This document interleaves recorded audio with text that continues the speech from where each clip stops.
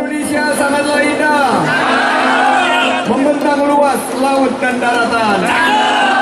HUT P3 ke-50 bertambah meriah dengan tema satu tujuan jemput kemenangan.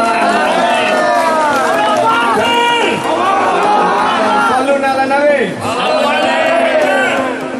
Jadi pertama-tama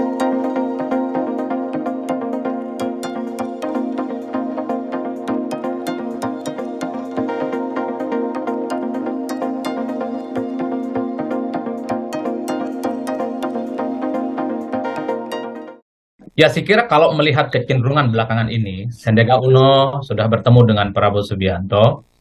Dari situ kemudian kita melihat bahwa kedua tokoh ini ya terlihat tidak terjadi apa-apa. Sandi menegaskan bahwa Sandi akan tetap mendukung pencapresan Prabowo Subianto untuk yang kesekian kalinya di Pilpres 2024. Sandi mengatakan tegak lurus terkait dengan sikap politik Gerindra yang memang harga mati bagi Prabowo Subianto untuk maju Pilpres. Kan itu yang tampak di permukaan ya. Tapi pada saat yang bersamaan kita juga tidak pernah tahu apakah Sandi akan betul mendukung Prabowo Subianto dengan catatan kembali ke Gerindra atau sebenarnya mendukung pencapresan Prabowo Subianto, tapi pada saat yang bersamaan Sandi juga terus melakukan roadshow, sosialisasi dan pendekatan-pendekatan politik ke partai-partai lain. Karena bagi saya kalau Sandi ingin memelihara harapan besarnya untuk maju di Pilpres melalui Gerindra, tentu saja pintunya sudah tergembok. Tapi Sandi harus mencari alternatif partai lain. Belakangan dikaitkan dengan P3 ya. Itu yang saya kira memang tergantung bagaimana dengan Sandiaga Uno. Apakah Sandi ini betul memupuk harapannya untuk maju Pilpres? Bagi saya kalau itu terus terjadi, satu-satunya harapan tentu harus maju dari partai yang lain. Kalau dari Gerindra kok rasa-rasanya agak sulit untuk bisa. Kan sebenarnya yang bicara tentang kedekatan antara Sandi dengan P3 itu adalah internal Gerindra, bukan yang lain. Ini tentu didasarkan oleh dua hal. Pertama, ini tidak terlepas dari pernyataan Sandi yang juga siap maju di Pilpres. Padahal saat bersamaan kita mendengar Prabowo Subianto deklarasi bersama PKB untuk ikut tanding ulang di 2024. Nah, pernyataan elit Gerindra yang menyatakan sebentar lagi Sandi akan bergabung dengan P3 tentu didasarkan pada kedekatan Sandi yang dalam berbagai kesempatan-kesempatan politik selalu hadir sebagai keynote speak dalam acara-acara penting di P3 di berbagai tempat, ada di Madura, ada di Jogja misalnya, yang sepertinya membuat teman-teman Gerindra itu agak sedikit nggak nyaman dan bahkan gerah.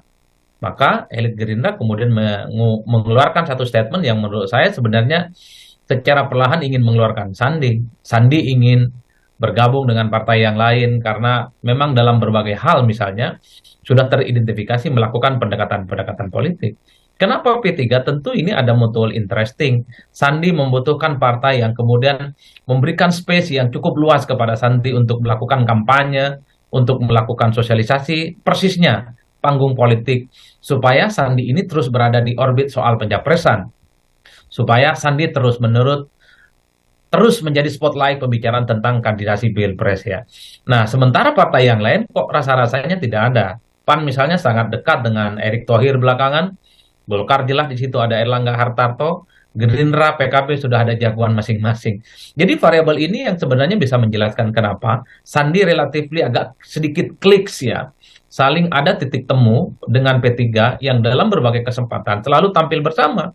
Bagi P3, mengundang Sandiaga Uno kapasitasnya bukan sebagai kader Gerindra, tapi diundang sebagai kapasitas menteri yang memberikan ceramah-ceramah tentang entrepreneurship, tentang pertumbuhan ekonomi, terkait dengan pariwisata, dan seterusnya, dan seterusnya.